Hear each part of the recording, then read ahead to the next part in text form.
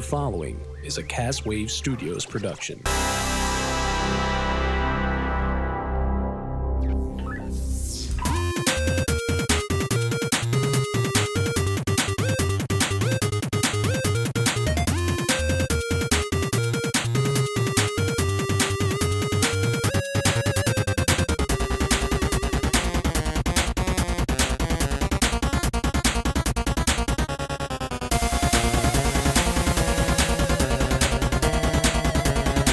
Hi, this is JediAmanda, and I'm with Beyond the Game. Today I'm joined with Sorry, I've already messed up. That's fine. DJadeabella. Can you say it once? DJadeabella. There we go. See, look. Hello. And we're at Magfest currently, and I was talking to her like a couple minutes ago, and she's a wonderful person. So she DJs, she cosplays, she's traveling, she does all sorts of amazing things. Check out her Instagram, by the way.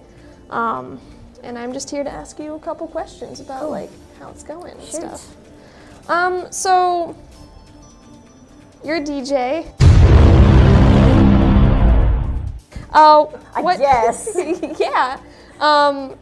What's the DJ community like, and do you guys collaborate? Yeah, so at the moment, like, I'm just a DJ. I haven't started producing my own music, so that's my goals for this year.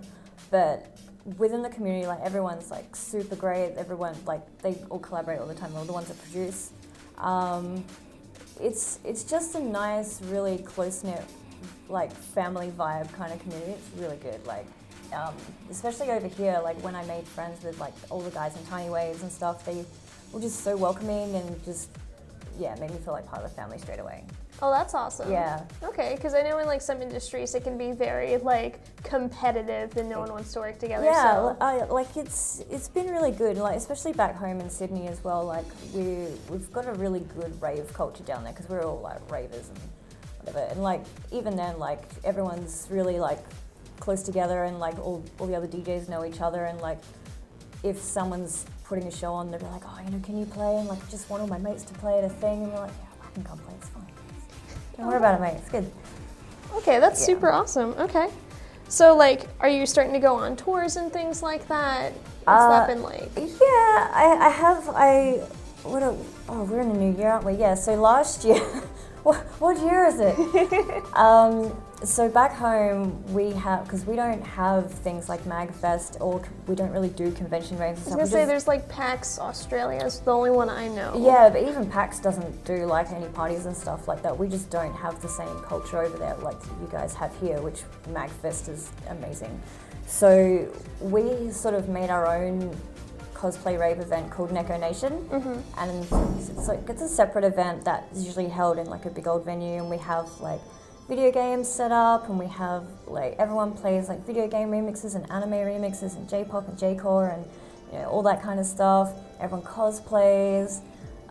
We have like cat girls who like serve sushi throughout the night. Oh my gosh. And stuff. So that's like, it started out really like a small little warehouse thing, and then over the years it's just grown and flourished and become this big thing that we started doing shows in each city. So it was like, started in Perth, then went to Adelaide, and then sort of like bloomed from there.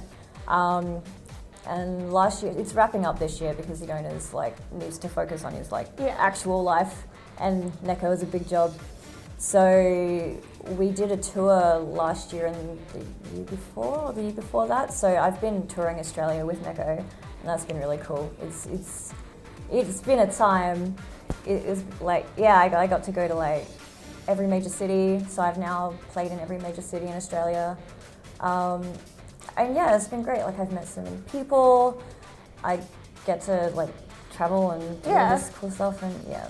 Do you like do this full time now? Like, no, I gotta have the Bruce Wayne job to do my Batman job. So I still like have a 9-to-5 office job and stuff like that. So it was never supposed to get to this point. It was just like a little sort of hobby thing that I started doing with Neko, and then like Neko got bigger, and then other people started booking me and stuff as well, and then before I knew it, like, I'm in the States playing at an international level, and I'm just like, how did this happen? Is it like gonna be a goal of yours to like do DJing, kind of that 9-to-5 freelance gig type thing? Oh man, I don't know, like, cause it's a lot of work, and I kind of like having the two separate lives. So it's like, I like having the quiet sort of office life where I go to work and no one knows who I am, and it's kind of great. And then, you know, I go out on the weekends and go do my gigs and stuff and have all the other people like, oh, you know, I follow your page and I do this, and it's like, this is nice. Well, I was gonna say, it seems like you're part of two different communities. You have the cosplay like on the side. So, Yeah. like, what's your side gig? Cosplaying or like DJ? I think these days now it's probably, I used to be a cosplay a lot all the time, but since I started doing more gigs, I don't have as much time to like dedicate to like, you know, putting into cosplay as much as I'd like. So I got really good at just kind of smashing out a costume within 2 days. So it looks okay from like far away, but like don't look at it close because like the stitching's really dotty and it's not good. You gotta tell the photographers. Yeah, it's just like, just stand about there and it's good. So yeah, like I feel like I DJ more these days than what I do cosplay, but since a few of our gigs are wrapping up next year, I hopefully want to get back into more cosplay and start learning how to do like really big armor builds and like really extravagant things, because it's just, I miss doing it. I like being creative, but I also want to start learning music production as well. So I started doing like audio engineering and things like that. It can be a monster. Dedicate. Yeah. Like, take some classes if you can. Yeah, YouTube's good. It's one of those things. It's like I want to do all of the things, but I just physically do not have enough time to do it. Yeah. No, energy's a thing, and we can only drink so much coffee. Yeah. So, yeah. Or, you know, tea. I hate coffee, so I should tea. Okay, so now that like you're over in America right now, like playing for Magfest and DJing for Magfest, do you notice like a cultural like audience difference from what gets people hype in Australia versus what gets people hype in America? Yeah, it's different because like we're all ravers back home, so I don't know how to play anything like slower than 170 BPM, and I've noticed here it's like not a huge, like, unless I haven't been to there's ravers around, but like a lot of like my other DJ friends played a lower BPM. Yeah. So I was initially, when I played last year at the Mega Marathon, I was just like, cool, this is what I play, let's go. Just straight off the bat, no warming up, just get in there. And I'm used to dancing around and jumping out fast, and it was kind of cute and funny to watch the crowd try to keep up with me, and I was just like, right, no one goes this fast. Yeah, it's more like a pocketed community type thing right now, because in the United States, raving's kind of had a really bad connotation, unfortunately. Right. It's changing. Like, it's starting to get like more of a positive thing, which is good. So like a friend of mine, DJ Searle, who's in Australia, so he plays like heavy hardcore and stuff like that. So he just finished touring actually, because he's finished doing shows. But yeah, so we play similar sort of stuff. I play a lot of his stuff, and he has like so many people at shows. So like I know there's a rave culture, but it's just a lot smaller and condensed than what it is in Australia, I guess. Yeah. So, but yeah, it's nice to know there's some around, and I'll see people and think, let's do this. Yeah, no, hopefully that culture will grow here, and hopefully like maybe we can get some more cons in Australia, which I will look at the camera and say, Nick the newbie, you need to have a like Australian Magfest, Australia, or Mag Aus. So get working on it. We got West. We just gotta keep going. Mag Oz, let's go. There's a lot of people down there that want to come to Magfest. So yeah, Mag Oz. See, coin the term. Sorry, gotta Hashtag. go. Yeah, I was gonna say gotta go extra far. I don't know. It needs a different type of tagline. Gotta go down under. No. Okay, fine. Alrighty. Well, I guess my last question for you is like, do you like cosplaying while DJing? Yeah, I always cosplay while I DJ. I feel a little bit less nervous if I can sort of like put a costume on and just sort of jump around and pretend not to be me for a while. And it's good because microphone.